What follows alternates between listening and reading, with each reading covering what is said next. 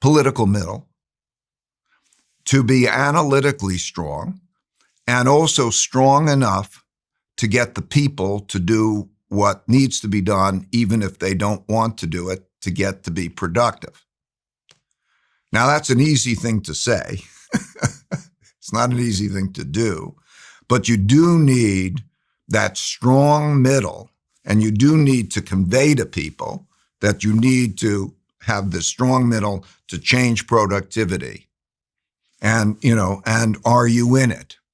Are you in it? Are you patriotic and in it? And, but you look at history, how did the United States come to be the United States? People will go to the places that are better than them than stay in the places that are worse for them. This is fundamental, right? Incentives. Okay. Yeah. So you have to make the place better. Okay. Now, I would say also you can take pockets and they go into the pocket and let it spread out. But you also have to have this equal education, or, you've got to strive for equal opportunity. But anyway, it's a difficult question that I'm afraid I'm incapable of solving. It was unnerving to hear the tone of your voice drop when I asked it. You seemed slightly as if you've kind of given up on the UK a little bit. Your facial reaction. No, I'm a practical guy. I'm a realistic guy. I made my money. I'm in the business, and it's my nature to try to be realistic and to bet on how things will transpire. And that's not healthy. The situation in the UK is not healthy. And the situation in the United States is very risky in many ways. It's what we're describing. So, and then if you look where are people going, then you see the places that have the qualities we're talking about. They're civil, they're creative, the people aren't at war with each other. Well, what happens next in history? Well, usually there's a big fight for control. Political revolutions and things like that. The system breaks down because they don't trust the system. So will the legal system resolve that? Will the parliamentary system resolve these disputes satisfactorily to the satisfaction of those people and the other people who have different points of view? And the sides won't believe it. And this goes back to Rome. It goes back to Caesar, the Senate. And this goes back through history all the time, right? In the 30s, 4 major democracies chose to be autocracies, okay? That happened in Italy, Germany, Spain, and Japan.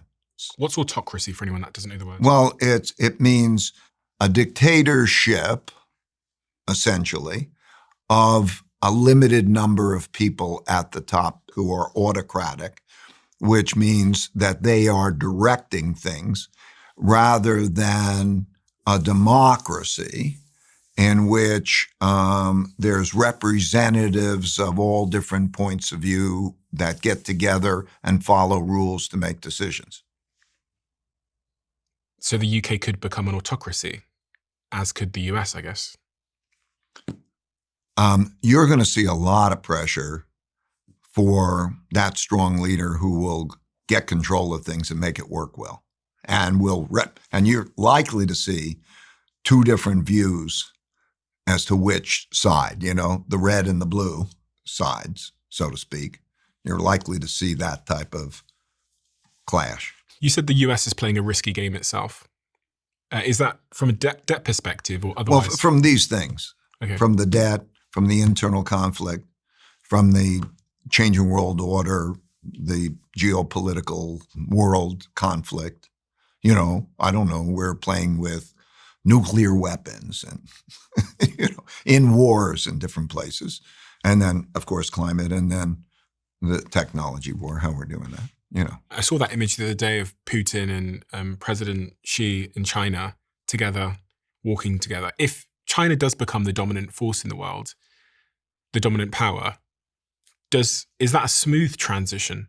First of all, I don't think either side is going to be the clearly dominant power for a very long time. And the quickest way to have it is some kind of a war, and that's a dangerous thing.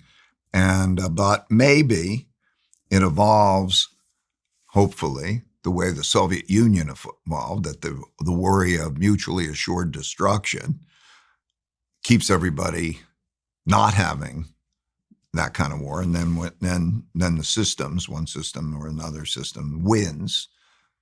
But that's an evolutionary process, and I can't say Do you think much about timeframes? Because when I was going through the changing world order, there seems to be somewhat consistent or predictable timeframes when these transitions happen. Do you think about where we are? Well, they're long-term big cycles, Yeah. right? It's like a life cycle. On average, they are about a life cycle, about 80 years. But it's not predetermined, just like your life cycle is not predetermined. Like if you take care of yourself and don't smoke, eat well, exercise, and so on and so forth, then you will probably have a longer life cycle than if you don't take care of yourself. And it's kind of like that, and so you see them in history, they evolve, but you can see the symptoms. Okay, you can see the actions and the symptoms, which, like taking a physical, then gives you a sense of where they are in their life cycles. We're 80 years from World War II. 80 years from World War II, yeah. And you're seeing the symptoms? Yeah. Symptoms are clear. They're all in that book. You can see the charts of all the systems. Is it something to be worried about or concerned about if you're in the United States? No shit. I mean, yes. And then the question is how you as an individual handle it. How do I as an individual handle it? Well, first of all, I think you have to be aware of the situation and the risks. For me and my family, though, in terms of risks and how I should counteract those risks, is it a case of me saving for a rainy day? That's part of it.